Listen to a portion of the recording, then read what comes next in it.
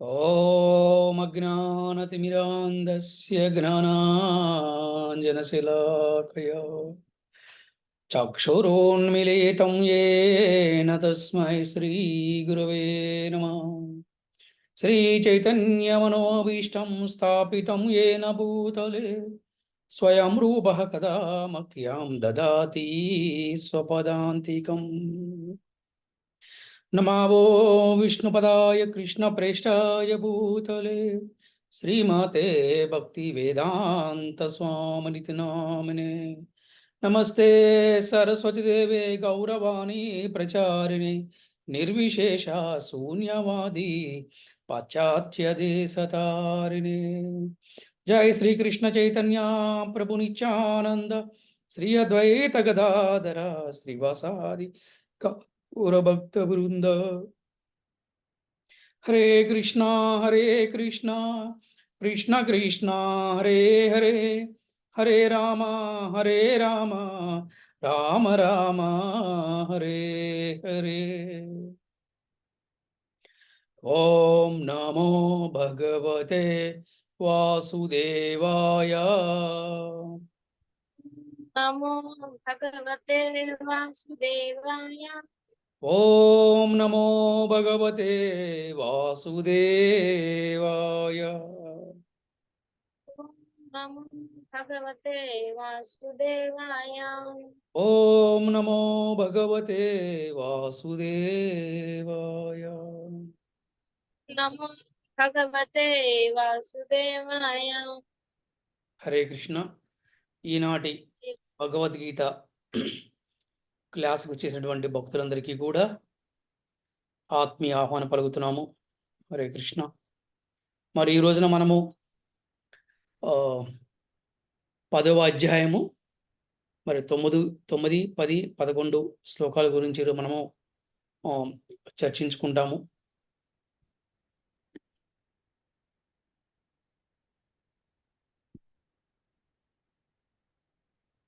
ఎవరైనా లాస్ట్ క్లాస్లో మనం ఏమి చర్చించుకున్నాము అనే దాని గురించి ఎవరైనా ఒకరు కానీ లేకపోతే ఇద్దరు కానీ ఎవరైనా చెప్పగలరా?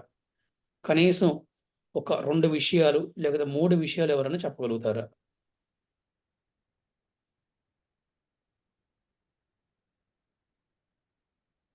హరే కృష్ణ గురుజీ. పద్మజ హరే కృష్ణ. గురుజీ. హరే కృష్ణ గురుజీ. హరే కృష్ణ చెప్పండి. గురుజీ, లాస్ట్ క్లాస్ లో సెషన్ 53లో 10వ అధ్యాయం 1వ శ్లోకం నుండి 7వ శ్లోకాల వరకు చెప్పుకున్నాము. అందులోన మెయిన్ గా భగవంతుడు అంటే ఎవరు, భగవంతుడు అని ఎవరిని అనాలి అనే విషయాల గురించి తెలుసుకున్నాం గురుజీ. అంటే ఏకకాలంలోన షడ్గుణాలు కలిగి ఎవరైతే ఉన్నారో వారిని భగవంతుడు అంటారు అని తెలుసుకున్నాం గురుజీ. ఆ షడ్గుణాలు వాటినే షడ్భూతాలు అని కూడా అంటాం గురుజీ. అవి బలము, కీర్తి, సంపద, జ్ఞానము, వైరాగ్యం, సౌందర్యము గురుజీ. ఇవన్నీ కలిపి కృష్ణుడికి ఉన్నాయి కాబట్టి కృష్ణుని మనము భగవంతుడు అని అంటాము. అది తెలుసుకున్నాం గురుజీ. అండ్ అలాగే భౌతిక సృష్టి అనేది ఎలా జరిగింది అనే విషయం తెలుసుకున్నాము. అండ్ ఈ విశ్వమంతటా విశ్వపాలన చేసే దేవతలు కూడా పితృదేవతలు కూడా శ్రీకృష్ణుని నుండే జన్మించారు అని మెయిన్ పాయింట్ గురించి అది తెలుసుకున్నాము. నిజమైన సుఖం ఎలా వస్తుంది అనే పాయింట్ కూడా తెలుసుకున్నాం గురుజీ. హరే Krishna Guruji. Very good, very good, wonderful. చక్కగా అలా ఉండాలి.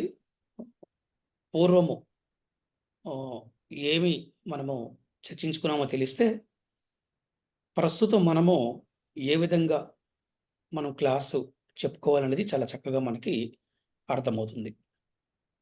మరి ఈ రోజున ఈ ఒక్క క్లాసులో మనము బుద్ధి యోగం గురించి తెలుసుకుంటాం. మనం బుద్ధి యోగం ఎవరు కలుగుతుంది, బుద్ధి యోగం అంటే ఏమిటి అనే దాని గురించి మనం చక్కగా తెలుసుకోవచ్చు. మరి ఎవరైనా 8వ శ్లోకాన్ని చదువుతారా? హరే కృష్ణ గురుజీ. హరే కృష్ణ. అహం సర్వస్య ప్రభవో మతః సర్వం ప్రవర్తతే ఇతి మత్వా భజంతే మాం బుధా భావ సమన్వితాః. Very good. హరే గురుజీ. అహం సర్వస్య ప్రభవో మత్తః సర్వం ప్రవర్తతే ఇతి మత్వా భజంతే మాం బుధా భావ సమన్వితాః. సర్వములైన ఆధ్యాత్మిక మరియు భౌతిక జగత్తులకు నేనే కారణభూతుడను. సర్వము నా నుండియే ఉద్భవించుచున్నది. ఈ విషయమును సంపూర్ణముగా ఎరిగిన బుధజనులు నా భక్తియుక్త సేవ యందు నెలకొని నన్ను హృదయపూర్వక భజింతురు. సర్వములైనటు ఆధ్యాత్మికము మరియు భౌతికము కూడా. ఈ భౌతికమైనటువంటి జీవితములో ఈ భౌతికమైనటువంటి సుఖాలు, భౌతికమైనటువంటి వస్తువులు కూడా భగవంతుని కరుణ ద్వారానే మనకు వస్తున్న విషయం తెలుసుకోవాలి. కేవలం ఆధ్యాత్మిక జగత్తే కాదు, భౌతిక జగత్తు కూడా భగవంతుడే కారణము. అదే ఇక్కడ చెప్తున్నారు. ఆధ్యాత్మిక మరియు భౌతిక జగత్తులకు నేనే కారణభూతుడను. సర్వము నా నుండియే ఉద్భవించున్నది. ఏ విధంగా అంటే బ్రహ్మ, శివుడు, ఇతర దేవతలు కూడా భగవంతు నుంచే ఉద్భవించారన్న విషయాన్ని కూడా మనం ఇంతకుముందు క్లాసులో మనం తెలుసుకున్నాం. మరి ఈ విషయాన్ని సంపూర్ణంగా తెలుసుకున్న వారు నా భక్తి సేవ యందు నెలకొని హృదయపూర్వకముగా భజిస్తారట. అంటే సంపూర్ణంగా తెలుసుకోవాలి మనం. ఎవరి గురించి? భగవంతుడి గురించి. ఎప్పుడు తెలుసుకుంటామంటే భగవద్గీత కనుక మనం చక్కగా చదువుతూ అర్థం చేసుకుని ఆచరించే ప్రయత్నం చేస్తూ ఉంటాం. అలాగే హరే కృష్ణ మహామంత్రం జపం చేయడం ద్వారా మనకి భగవంతుని గురించి సంపూర్ణముగా మనము తెలుసుకోగలుగుతాము. అప్పుడు మనము భగవంతుని ప్రేమగా మనం భజిస్తాము. దీని గురించి భాష్యము మనకి శ్రీల ప్రభుపాదులు ఏ విధంగా రచించారు ఒకసారి మనం చూద్దాము. శ్రీల ప్రభుపాదుల భాష్యంకి జై, శ్రీల గురుదేవుకి జై. హరే కృష్ణ. భాష్యం చదువుతారా ఎవరైనా? హరే కృష్ణ గురూజీ. హరే పవిత్ర గురూజీ. హరే కృష్ణ. శ్రీల ప్రభుపాద వారి భాష్యంకి జై, శ్రీల గురుదేవుకి జై.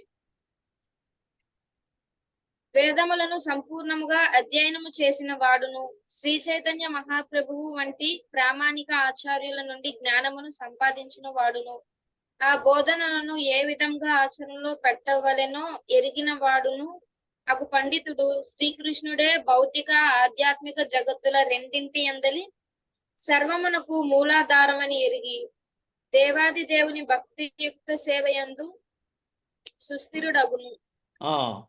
సో వేదములను సంపూర్ణముగా అధ్యయనం చేసిన వాడు, చైతన్య మహాప్రభు వంటి ప్రామాణిక ఆచార్యుడు జ్ఞానం సంపాదించిన వాడు, అలాగే ఆ బోధనలను ఏ విధంగా ఆచరించాలో తెలుసుకున్నవాడు అగు పండితుడు కృష్ణుడే భౌతిక ఆధ్యాత్మిక జగత్తుల అన్నిటికీ కూడా సర్వము మూలాధారమని తెలుసుకొని దేవాదేవుడైన శ్రీకృష్ణ భగవానుని భక్తి సేవ యందు సుస్థిరుడుగును. అంటే ఒక ప్రామాణికమైనటువంటి ఆచారం నుంచి జ్ఞానం సంపాదించిన వాడు. అది ఒక ప్రామాణిక ఆచారం నుంచి జ్ఞానం సంపాదించిన వాడు. అలాగే చైతన్య మహాప్రభు ఒక బోధనని ఆచరణలో పెడతం కోసం ప్రయత్నించిన వారు. వీరందరూ కూడా అంటే భక్తియుత సేవ యందు సుస్థిరుడగును. కంటిన్యూ చేయండి మరి.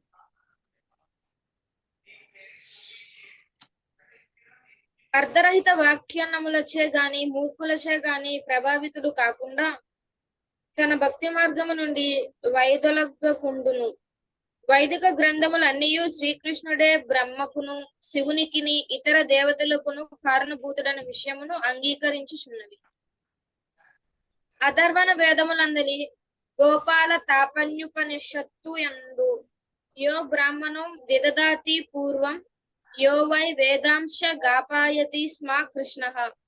బ్రహ్మదేవునకు ఆదిలో వేద విజ్ఞానమును బోధించిన వాడును మరియు పూర్వము వేద విజ్ఞానమును విస్తరింపజేసిన వాడు శ్రీకృష్ణుడే అని చెప్పబడినది.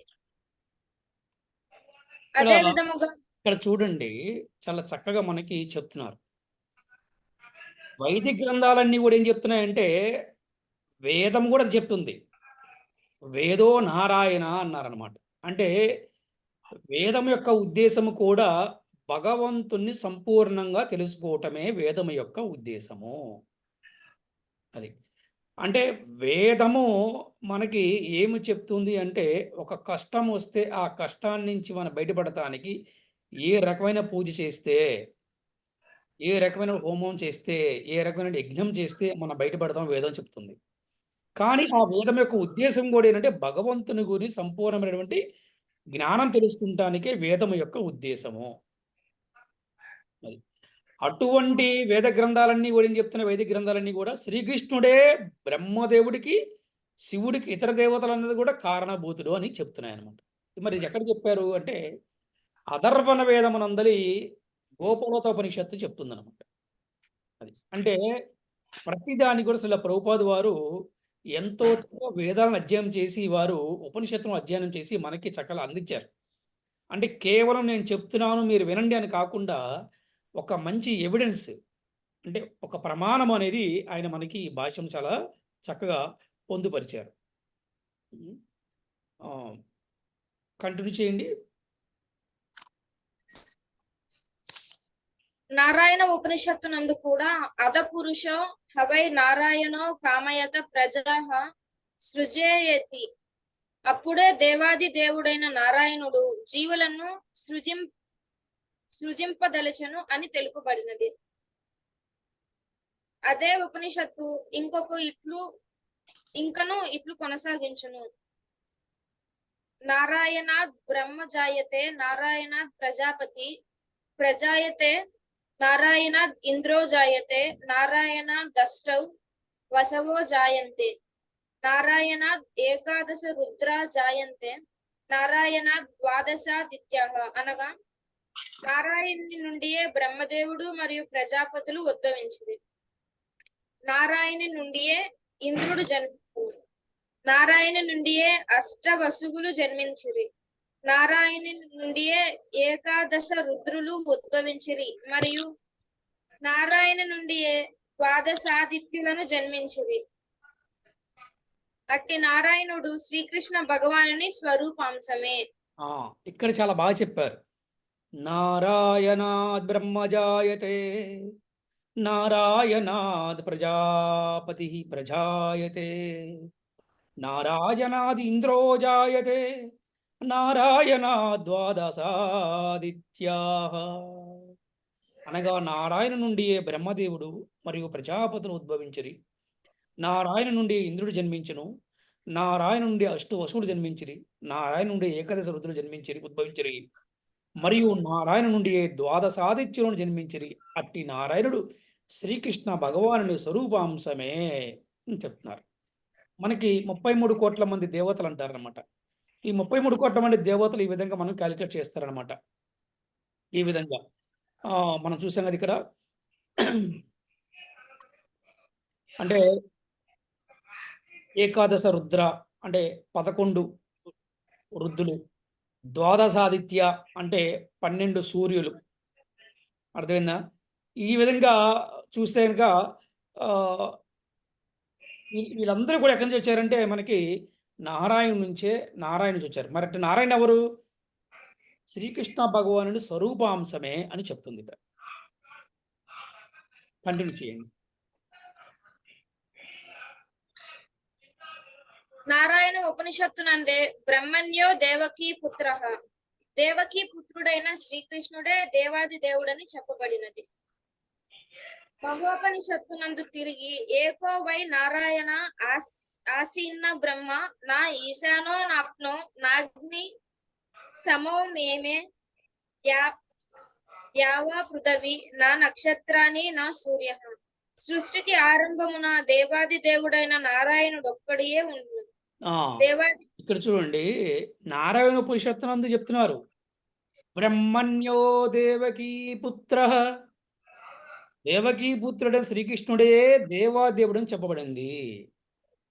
ఏకో వై నారాయణ ఆసిన్న బ్రహ్మణ ఈశానో నాపోనాగ్ని సమోనేమే ద్యాపా పృథీవన నక్షత్రాని సూర్య.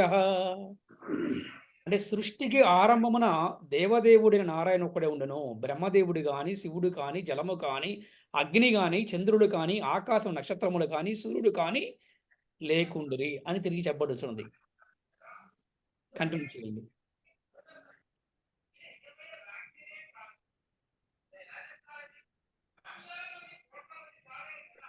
బ్రహ్మదేవుడు కానీ, శివుడు కానీ, జలము కానీ, అగ్ని కానీ, చంద్రుడు కానీ, ఆకాశమున నక్షత్రములు కానీ, సూర్యుడు కానీ లేకుండేది అని తిరిగి చెప్పబడుచున్నది.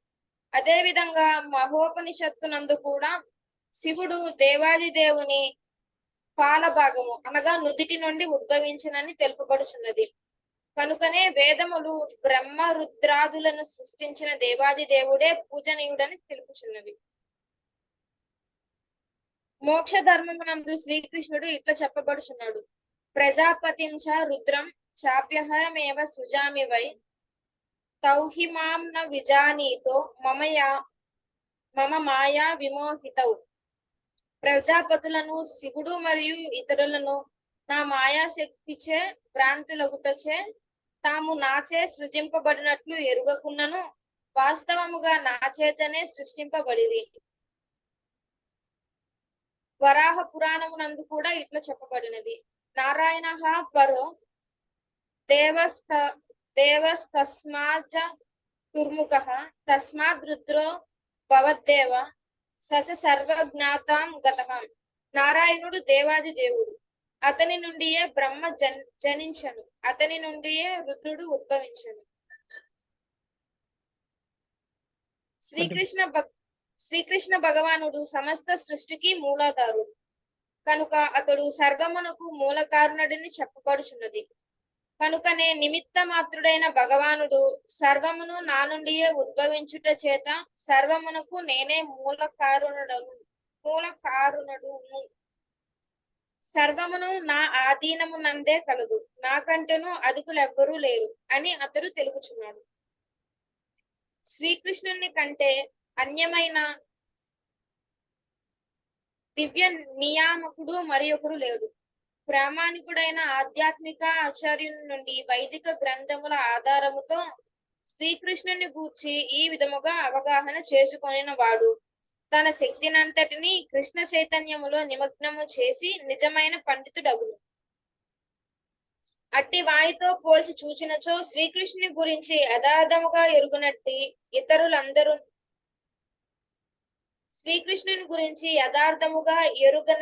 ఇతరులందరూ మూర్ఖులే. కేవలం మూర్ఖుడు మాత్రమే శ్రీకృష్ణుని సాధారణ మానవునిగా భావించును. కనుక కృష్ణ చైతన్యవంతుడు అట్టి మూర్ఖుల వాక్కులచే ఎన్నడూను భ్రాంతి చెందరాదు. అతడు భగవద్గీతపై గల అప్రామాణిక వ్యాఖ్యానములను మరియు వివరములను తిరస్కరించి కృష్ణ చైతన్యమున దృఢ నిశ్చయము మరియు స్థిరత్వముతో కొనసాగవలెను. హరే కృష్ణ. Very good. సో మనకి ఇప్పుడు అర్థమవుతుంది బుద్ధియోగం అంటే ఏంటి అనేది. బుద్ధియోగం అంటే భగవంతుడి గురించి సంపూర్ణమైనటువంటి జ్ఞానాన్ని తెలుసుకుంటేనే బుద్ధియోగం.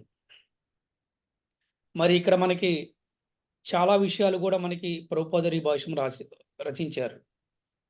ఏ విధంగా అంటే బ్రహ్మాది రుద్రాదులు కానీ, మరి ద్వాదశ ఆదిత్యులు కానీ, ఏకాదశ రుద్రులు కానీ వీరందరూ కూడా భగవంతు నుంచే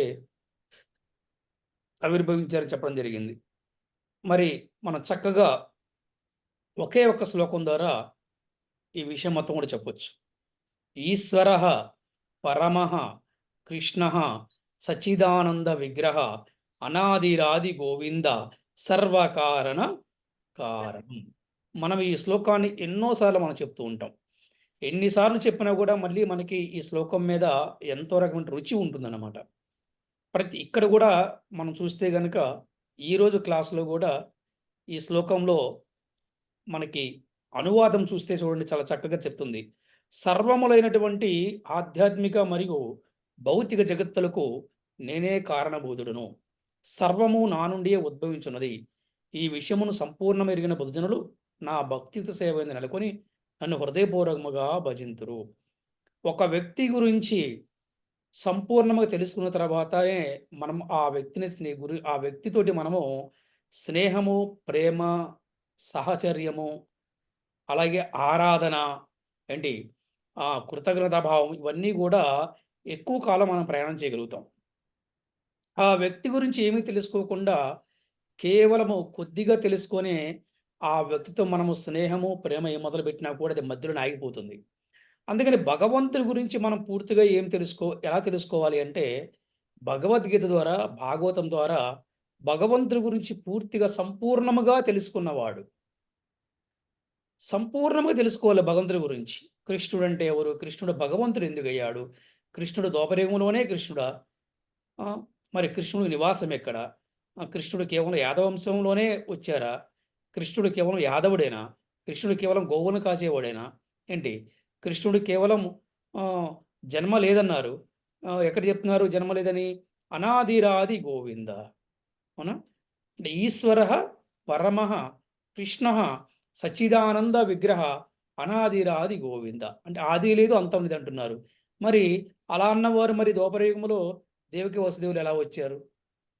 నంద యశోదలు ఎలా వచ్చారు?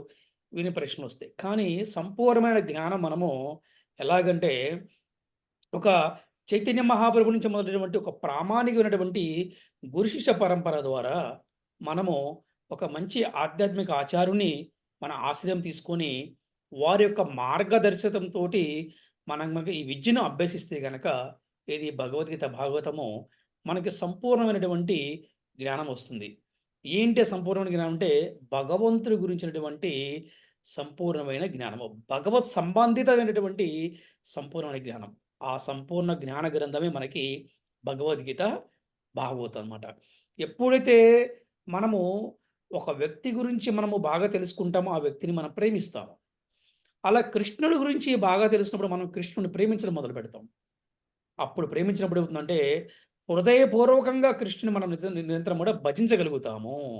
నిరంతరం కూడా కృష్ణుడిని బాగా మనం నామజపం చేయగలుగుతాము నిరంతరం కూడా. ఏదో ఫార్మాలిటీగా జపం చేయడం కాకుండా ప్రేమతోటి నేను ఈరోజు జపం చేయకుండా ఉండలేను. హరే కృష్ణ, హరే కృష్ణ, కృష్ణ కృష్ణ హరే హరే, హరే రామ, రామ రామ హరే హరి ఎంతో ప్రేమగా జపిస్తాము. ఈరోజు నా కృష్ణుడికి నైవేద్యం పెట్టకుండా నేను ప్రసాదాన్ని తీసుకోలేను. అర్థమైందా? నా కృష్ణుడికి నేను ఈ రోజున పూలదండ వేయకుండా ఉండలేను. దీన్ని ఏమంటారంటే హృదయపూర్వకంగా భజించడం అంటే ఇదే అనమాట. అంటే భజతాం ప్రీతిపూర్వకం అంటే ప్రేమతో చేయటం. ఎప్పుడు ప్రేమగా చేస్తామంటే ఒక వ్యక్తి గురించి మనం పూర్తిగా ఎప్పుడైతే తెలుసుకుంటామో ఆ వ్యక్తికి మనము శరణాగతి పొందుతాం. అలాగే భగవంతుడి గురించి మనము పూర్తిగా తెలిసినప్పుడు భగవంతుడికి మనము బాగా సేవ చేయగలుగుతాం. అందుకని జపం చేయటం ఎంత ముఖ్యమో భగవద్గీత చదవటము, అర్థం చేసుకుంటం కూడా అంతే ముఖ్యము. ఇది రెండిటి ఇంటర్నల్ లింక్ అనమాట. అది నామజపం చేస్తూ ఉంటే ఎన్నో సందేహాలొస్తాయి. ఈ సందేహాలని మనము తీర్చుకోవాలి అంటే ఈ భగవద్గీత గ్రంథం ద్వారా మనము ఈ భగవద్గీత క్లాసుల ద్వారా మన ఎన్నో సందేహాలను మనం తీర్చుకోవచ్చనమాట. అందుకని కేవలం జపం చేస్తున్నామండి, మాకు భగవద్గీత క్లాసు అనవసరం లేదంటే అవసరం లేదంటే కుదరదనమాట. రెండిటికి కూడా చక్కగా మనకి 2 కూడా మనకి అవసరం అనమాట. హరే కృష్ణ. మరి పోతే 9వ శ్లోకం ఎవరు చదువుతారో ఒకసారి చూడండి. 9వ శ్లోకం. హరే కృష్ణ గురుజీ, తనుపునాం గురుజీ. హరే కృష్ణ. కుసుమ గురుజీ. హరే కృష్ణ. మచ్చిత మద్గత ప్రాణ బోధయంత పరస్పరం కథయంతశ్చ మాం నిత్యం తుష్యంతి చ రమంతి చ. భగవద్గీత 10వ అధ్యాయం 9వ శ్లోకం. హరే కృష్ణ గురుజీ. హరే కృష్ణ. Very good. నా శుద్ధ భక్తుల ఆలోచనలన్నీయు నాయందే నిమగ్నమై వారి జీవితములు సంపూర్ణముగా నా సేవ కొరకే అర్పణమై ఉండును. బా, ఎంత బాగుంది ఇవాళ, ఎంత మంచి మెసేజ్ చూసారా? నాకైతే గుండెకి హత్తుకుంటుందన్నమాట. నా శుద్ధ భక్తుల ఆలోచనలన్నీయు నాయందే నిమగ్నమై వారి జీవితములు సంపూర్ణముగా నా సేవ కొరకే అర్పణమై ఉండును. నా గూర్చి ఒకరికొకరు బోధించుకొనుచు మరియు చర్చించుకొనుచు నిరంతరము వారు గొప్ప సంతృప్తిని మరియు ఆధ్యాత్మిక ఆనందమును అనుభవింతురు. అవును, ఇది మనం చేస్తున్నాం ఇక్కడ. చర్చ అంతా కృష్ణ గురించే కదా ఇక్కడ, అవునా? అవును. చర్చ అంతా కూడా ఇక్కడ ఏంటి? కృష్ణ గురించే. కృష్ణ మనం శుద్ధ భక్తులు చేసే ఆలోచనలన్నీ కూడా ఆయనందే ఉంటాయంట. అలాగే భక్తుల యొక్క జీవితాలు భగవంతుడి సేవ కోసం అర్పిస్తారు, త్యాగం చేస్తారు. అలాగే భక్తులు ఒకరు చర్చించుకుంటారు, కృష్ణుడు అలాగా, కృష్ణుడు ఇలాగా, రాధమ్మ ఇలాగా, గోపికలు ఇలాగా, గోవులు ఇలాగా, బృందావనం ఇలాగా, మాయాపూర్లు ఇలాగా. మాయాపూర్లో శ్రీ రాధా దామోదర్ చాలా బాగుంటారు. బృందావనంలో శ్రీ శ్రీ రాధాశ్యామచంద్ర చాలా బాగుంటారు. గుంటూరులో శ్రీ శ్రీ రాధాకృష్ణ చంద్ర చాలా బాగుంటారు. అంటే ఇలాగా ఇవన్నీ కూడా జగన్నాథుడు గొల్లపూడిలో మన జగన్నాథుడు చాలా బాగుంటాడు. ఈరోజు జగన్నాథుడికి ఆ డ్రెస్సులు చాలా బాగున్నాయి. ఈరోజు జగన్నాథుడు పెట్టిన ఆర్నమెంట్స్ చాలా బాగున్నాయి. యూనో అంటే ఈరోజు జగన్నాథుడి పూలు చాలా బాగున్నాయి. ఆ పూలు కుట్టిన మాతాజీ ఎవరు చాలా బాగా కుట్టారు. ఆ డ్రెస్ కుట్టిన మాతాజీ ఎవరు చాలా బాగా కుట్టారు. ఇవన్నీ కూడా నిరంతరము కృష్ణుడి గురించి మనం చర్చించుకుంటాం అనమాట. అది అంటే భక్తుడు, శుద్ధ భక్తుడు అనేవాడు క్షణకాలము కృష్ణుని మరిచిపోయి ఉండలేడు. అతను ఉద్యోగం చేసినా, వ్యాపారం చేసినా, పూర్తి సమయం భక్తికి ఇచ్చినా, అతను ప్రయాణం చేస్తున్నా, పడుకున్నా కూడా ఎప్పుడు కూడా కృష్ణుడు గురించే అతను ఆలోచిస్తూ ఉంటాడు.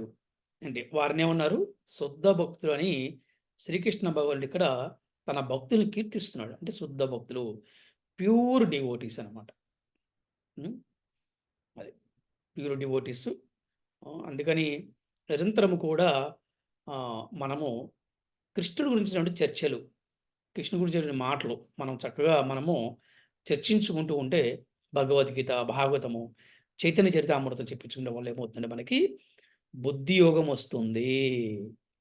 బుద్ధి యోగం ఎలా వస్తుందంటే నిరంతరం కృష్ణ సంబంధితమైనటువంటి విజ్ఞానము, కృష్ణ సంబంధ విజ్ఞానము, కృష్ణ సంబంధ జ్ఞానము, కృష్ణ సంబంధ జ్ఞానాన్ని కృష్ణ సంబంధ విజ్ఞానంగా మార్చుకోవాలన్నమాట.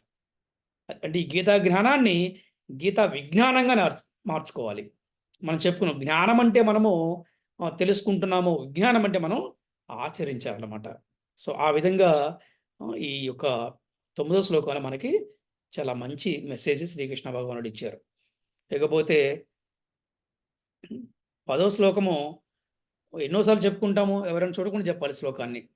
అరే రే, ఇది ఎన్నిసార్లు చెప్పుకుంటాము ఈ శ్లోకం అసలు కదా. హరే కృష్ణ గురించి వాళ్ళకి పద్మజ ఎవరైనా కొత్త వాళ్ళకి అవకాశం ఇవ్వండి, అందరూ ఇదే కాకుండా కొత్త వాళ్ళు లేకపోతే చిన్నవాళ్ళు.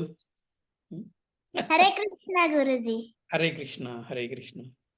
తేషాం సతత యుక్తానాం భజతాం ప్రీతిపూర్వకం దదామి బుద్ధి యోగంతం ఏన మాం పయాంతి తే.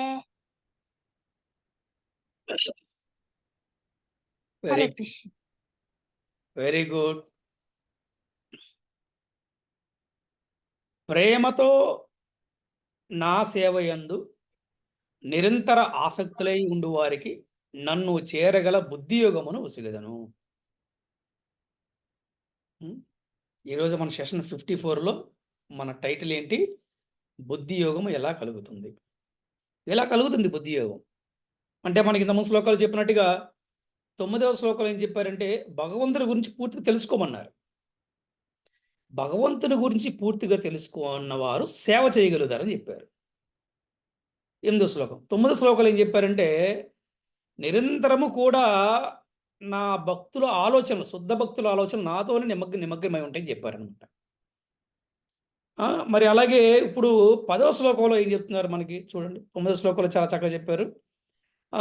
నాతోనే నా శుద్ధ భక్తుల ఆలోచనలు నా యందు నిమగ్నం అవుతాయి, వారి జీవితాలని సంపూర్ణంగా నా సేవ కొరకు అర్పిస్తారని చెప్తున్నారు. మరి నా గురించి ఒకరొకరు చర్చించుకుంటారని చెప్తున్నారు అనమాట. అలా చర్చించడం వల్ల వాళ్ళకి గొప్ప సంతృప్తి మరియు ఆధ్యాత్మిక ఆనందము, స్పిరిచువల్ హ్యాపీనెస్ అని అనుభవిస్తారని చెప్తున్నారు. మరి ఇప్పుడు మనకి 10వ శ్లోకంలో తేషాం సతత యుక్తానాం భజతాం ప్రీతిపూర్వకం దదామి బుద్ధి యోగం తం ఏన మాం ఉపయాంతి తే. ప్రేమతో నా సేవ యందు నిరంతర ఆసక్తులై ఉండి వారికి నన్ను చేరగల బుద్ధి యోగము నేను సగదను. కృష్ణుణ్ణే చేరుకుంటారంట. ఎవరండి? ప్రేమగా సేవ చేసేవాళ్ళు. ఇప్పుడు ప్రశ్న మీ అందరికీ కూడా, కృష్ణుడికి ప్రేమగా ఏ విధంగా సేవ చేయవచ్చు? మీకు ఏ విధంగా సేవ చేయాలనిపిస్తుంది చెప్పండి ఎవరైనా?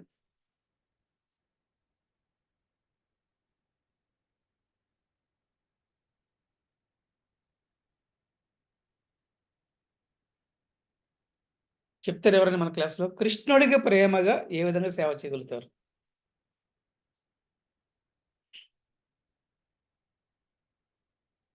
హ్మ్.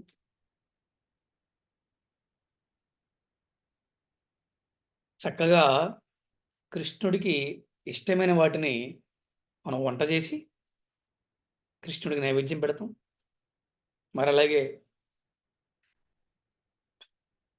హరే కృష్ణ, హరే కృష్ణ, కృష్ణ కృష్ణ హరే హరే, హరే రామ రామ రామ హరే హరే అని జపం చేస్తూ ఉంటాం. గోసేవ చేయడం, వైష్ణవ సేవ చేయటం, భక్తులందరితోటి ప్రేమతో ఉండటం, ప్రేమగా ఆప్యాయతగా ఉండటం, మంచి క్రమశిక్షణతో ఉండటం, వైష్ణవ సదాచారాలను పాటించటం, ఇవన్నీ కూడా భగవంతుడికి ప్రేమగా సేవ చేయటం అనమాట. ఇలా చేసిన వాడికి ఏమొస్తుందంటే బుద్ధి యోగం వస్తుంది. మరి బుద్ధి యోగం ఎందుకండి అంటే, బుద్ధి యోగము ద్వారా భగవంతుని చేరుకోగలుగుతాము. మనం చెప్పుకున్నాం. ఏం చెప్పుకున్నాం బుద్ధి యోగం అంటే? Clarity of thought, clarity of speaking and clarity of decision. ఆలోచనలో మనకి ఒక క్లారిటీ ఉండాలి. మన మాటలో క్లారిటీ ఉండాలి. మనం తీసిన నిర్ణయాల్లో కూడా క్లారిటీ ఉండాలి అంటే బుద్ధి యోగం కావాలి.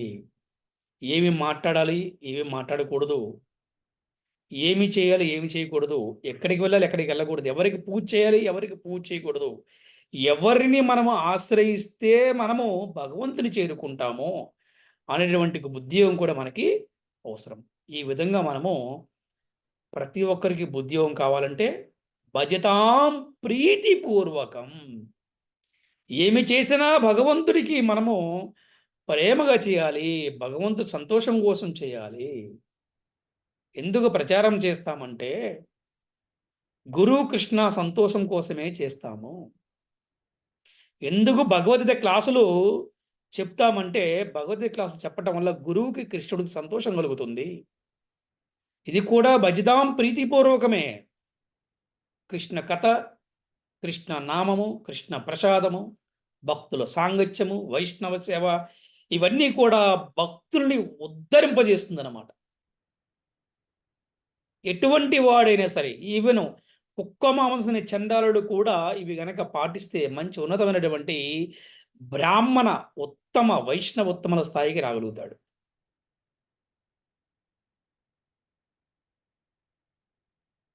పదకొండవ శ్లోకం వచ్చేద్దరు చూద్దాం. హరే కృష్ణ గురూజీ, విజయమాత. హరే కృష్ణ.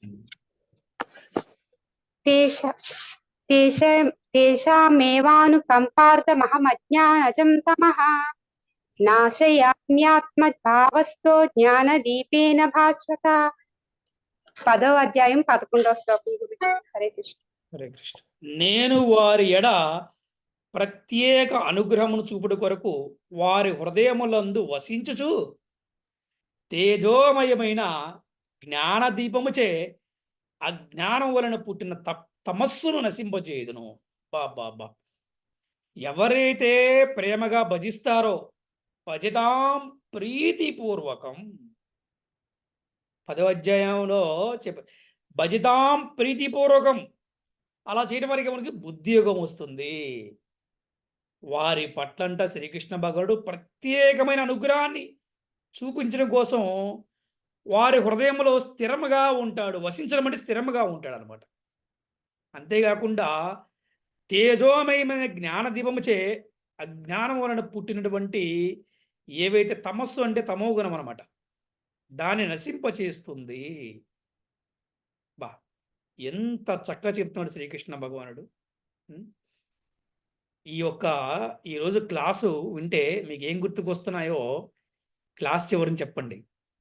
మన క్లాస్లో ఇవన్నీ ఎవరికి చెందుతాయో కూడా చెప్పండి. ఎవరు నిరంతరంగా భజిస్తున్నారు, కృష్ణుడు అనుగ్రహం ఎవరికి ఉంది, ఇవన్నీ కూడా మన క్లాస్ అయిన తర్వాత ఒకసారి చెప్పండి. చాలా చక్కగా ఉంది కదా క్లాసు.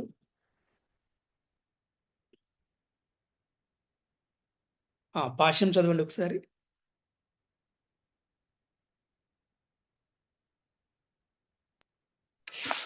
హరే కృష్ణ గురు.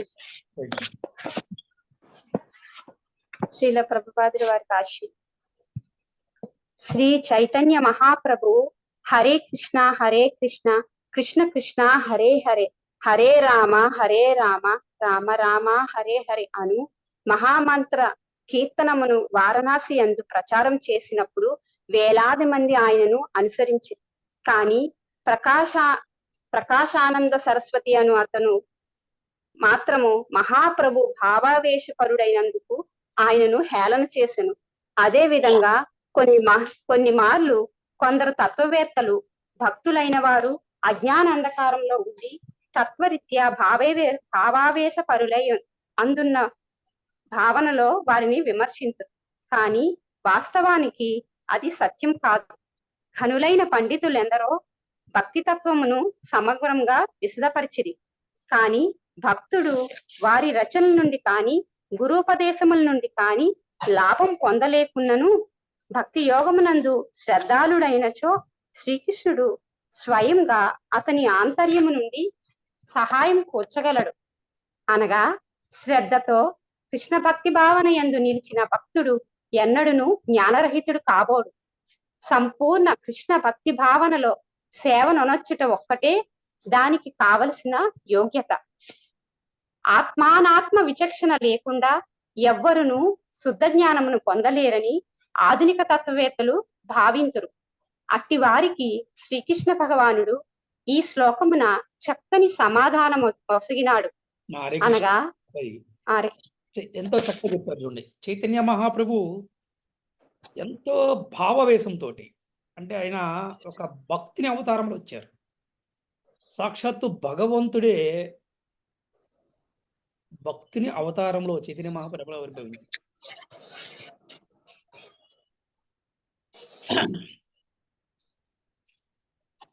ఎవరైతే తత్వవేత్తలు ఉంటారో వారందరికీ కూడా ఈ శ్లోకం ఒక మంచి సమాధానం అన్నమాట. ఎందుకంటే ఇక్కడ చాలా చక్కగా చెప్తున్నారు.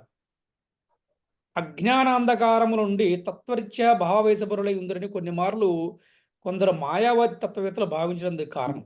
కానీ వాస్తవానికి అది సత్యం కాదు. గొప్ప గొప్ప విద్వాంసులందరూ భక్తత్వమును గురించి సమగ్రముగా విస్తపరిచరి. కానీ భక్తుడు వారి గ్రంథముల నుండి ఆధ్యాత్మిక ఆదేశం నుండి కానీ లాభం పొందలేకును.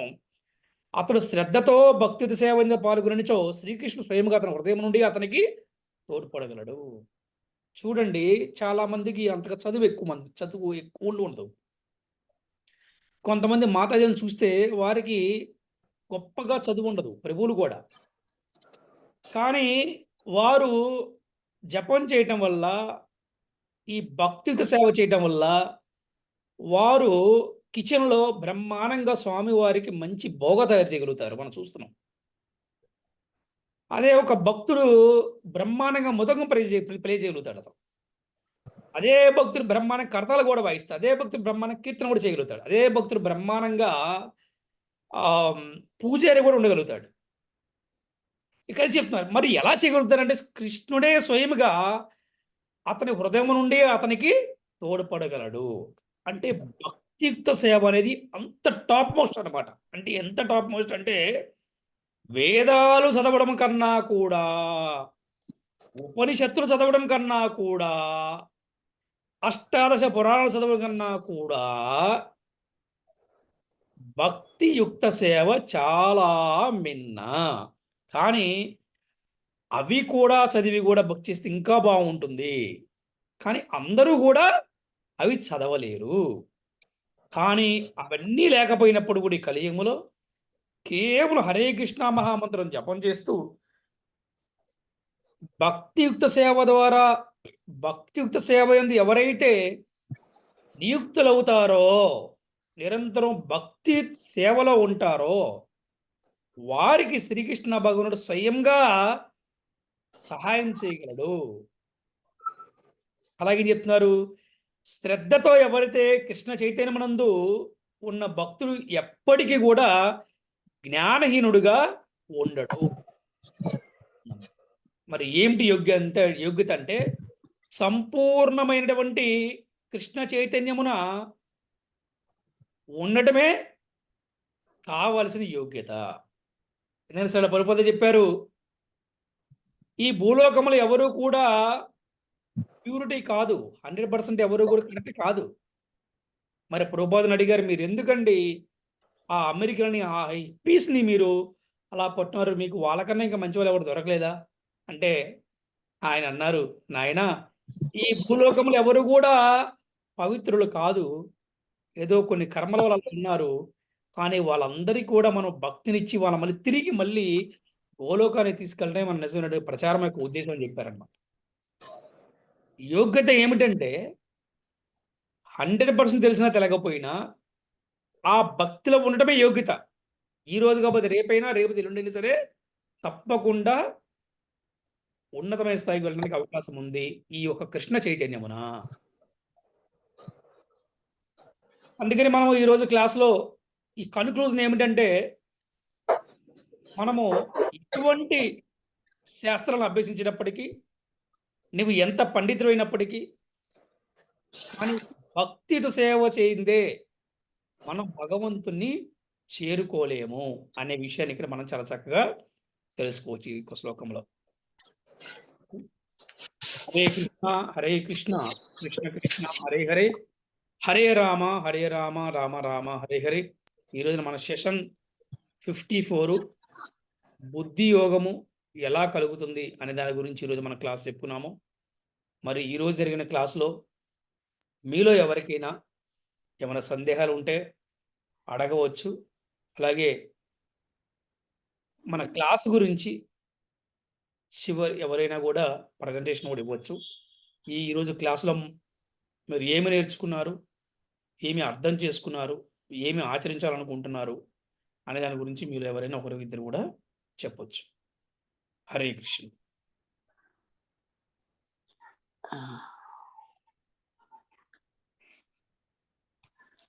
54లో 10వ అధ్యాయం 8వ శ్లోకంలో మనం తెలుసుకున్నది ఏంటంటే, నారాయణుడి నుండి బ్రహ్మదేవుడు, రుద్రుడు జన్మించారు, మరియు ప్రజాపతులు జన్మించారు. ఇంద్రుడు, అష్టవసువులు, ఏకాదశ రుద్రులు, ద్వాదశాదిత్యులు ఉద్భవించారు. అట్టి నారాయణుడే శ్రీకృష్ణ భగవానుడు అని చెప్పారు. తర్వాత ఈశ్వర పరమ కృష్ణ సచ్చిదానంద విగ్రహ అనాదిరాదిర్ గోవింద సర్వకారణ కారణం. ఈశ్వర అంటే ఉత్తమమైన వాడు, పరమాత్ముడు, కృష్ణుడు సచ్చిదానంద విగ్రహ ఎల్లప్పుడూ ఆనందంగా ఉండేవాడు, అనాదిరాదిర్ గోవింద ఆది లేదు అంతము లేదు, సర్వకారణ కారణం అన్నిటికీ కారణం ఆయనే. ఈ శ్లోకంలో మనము భగవంతుడు అంటే ఏంటో తెలుసుకోవచ్చు. ఆధ్యాత్మిక మరియు భౌతిక జగత్తులకు కారణం నేనే, సర్వము నా నుండే ఉద్భవించుచున్నది. ఈ విషయము సంపూర్ణముగా నెరిగిన వారికి నా భక్తియుక్త సేవ యందు నెలకొని నన్ను హృదయపూర్వకముగా భజిస్తారు అని కృష్ణుడు భగవద్గీతలో చెప్పారు. 10వ అధ్యాయం 9వ శ్లోకంలో, నా శుద్ధ భక్తులు క్షణకాలం కూడా నా గురించి ఆలోచించకుండా ఉండలేరు, వారి జీవితం సంపూర్ణంగా నా సేవ కొరకే అర్పణమై ఉండును, వారు నా గురించి ఒకరికొకరు బోధించుకుంటూ ఉండటం వలన వారు సంతృప్తి మరియు ఆధ్యాత్మికానందమును పొందుతారు. మరియు మనము 10వ అధ్యాయం 10వ శ్లోకంలో బుద్ధియోగం గురించి తెలుసుకున్నాము. బుద్ధియోగం అంటే clarity of thought, clarity of speaking, clarity of decision. ఎవరైతే కృష్ణుడికి ప్రేమగా సేవ చేయదరో వారికి తగిన బుద్ధియోగంను నేను వసిగదను అని కృష్ణ భగవద్గీతలో చెప్పారు 10వ అధ్యాయం 10వ శ్లోకంలో. Hare Krishna. Very good Vedasri. Hare Krishna Hare Krishna. Very good. 8వ శ్లోకంలో 10వ అధ్యాయం 8వ శ్లోకంలో అసలు ఆధ్యాత్మికత జగత్తు మరియు భౌతిక జగత్తు కూడా మొత్తానికి కారణం భగవంతుడే అని తెలుసుకున్నాను గురూజీ. అండ్ ఈ విషయం ఎవరైతే సంపూర్ణంగా తెలుసుకుంటారో వారి హృదయపూర్వకంగా భగవంతుణ్ణి కీర్తించగలుగుతారు అని తెలుసుకున్నాను గురూజీ. అండ్ మనకు ఉన్న వేదాలు అన్ని ఏం చెప్తాయి అంటే భగవంతుణ్ణి సంపూర్ణంగా తెలుసుకోవడం ఎలా అనేదే వేదాలు చెప్తాయి. అండ్ ఆ వేదాలలో అధర్వణ వేదము, అధర్వణ వేదములో గోపాల తాపనిషత్తు మరియు నారాయణ ఉపనిషత్తులో కూడా నారాయణ నుండే బ్రహ్మ శివుడు అందరూ ఉద్భవించారు అని చెప్తున్నారు గురూజీ. అండ్ అలాగే భగవంతుని గురించి పూర్తిగా తెలిసినప్పుడు మాత్రమే మన హృదయం నుండి భగవంతునికి సేవ చేయగలం, అలాగే శరణాగతి పొందగలం. అసలు భగవంతుని గురించి ఏమీ తెలియకుండా శరణాగతి పొందటం అనేది అది అవ్వని పని. అసలు మొత్తం టోటల్ గా తెలుసుకున్నప్పుడే మనకి రియలైజేషన్ వచ్చి శరణాగతి పొందగలుగుతాం గురూజీ. అండ్ 9వ శ్లోకం నుంచి అసలు శుద్ధ భక్తులు అనేవాళ్ళు ఎలా ఉంటారు అనే విషయం, వారి ఆలోచనలు ఎప్పుడు కృష్ణునివే అయి ఉండాలి, వారి జీవితం కృష్ణునికే సమర్పించి ఉండాలి, వారు ఎవరిని కలిసినప్పుడు గాని ఎవరితోనైనా మాట్లాడినప్పుడు గాని కృష్ణుని కథలు వాటి గురించే చర్చించుకోవాలి. అండ్ ఎవరికైనా తెలియకపోతే వారికి కృష్ణుని సంబంధించిన విషయాలు మాత్రమే బోధించాలి గురూజీ. అండ్ అలాంటి అప్పుడే వారికి శుద్ధ భక్తులు అనే వారికి సంతృప్తి అనేది కలుగుతుంది. అండ్ అలాగే ఈ 10వ అధ్యాయం 10వ శ్లోకం నుండి ఏం తెలుసుకున్నామంటే అసలు ఎవరికి పూజ చేయాలి, ఎవరికి పూజ చేయకూడదు, ఎలా మాట్లాడాలి, ఎలా మాట్లాడకూడదు, అసలు జీవితం ఎలా గడపాలి, అసలు భగవంతునికి సేవ ఎలా చేయాలి, భగవంతుని ఎలా చేరుకోవాలి అనేవి ఇవన్నీ తెలుసుకోవాలి అంటే బుద్ధియోగం రావాలి. ఈ బుద్ధియోగం అనేది మనం భగవంతునికి ప్రేమతో సేవ చేస్తేనే కలుగుతాయి. ఆ ప్రేమతో సేవ చేయడం అనేది జపం చేసినప్పుడు, గోసేవ చేసినప్పుడు, వైష్ణవ సేవ చేసినప్పుడు అండ్ అలాగే భగవంతునికి నైవేద్యం పెట్టినప్పుడు మాత్రమే కలుగుతుంది.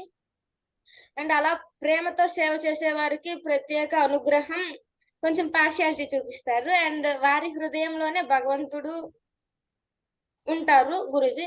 అండ్ ఇలాంటి వారికి పుట్టుకతో వచ్చిన తమో గుణాలు గాని వారి బ్యాడ్ క్వాలిటీస్ అలాంటివన్నీ కూడా నశించిపోతాయి. అండ్ ఫైనల్ గా మనం ఎన్ని వేదాలు, ఎన్ని శాస్త్రాలు, ఎన్ని పూర్తిగా అభ్యసించి బట్టి కంఠస్థం పట్టినా గాని చివరిగా ఫైనల్ గా భక్తియుక్త సేవ చేస్తే మాత్రమే భగవంతుణ్ణి చేరుకుంటాం గురూజీ. హరే కృష్ణ గురూజీ. వెరీ గుడ్ హరే కృష్ణ.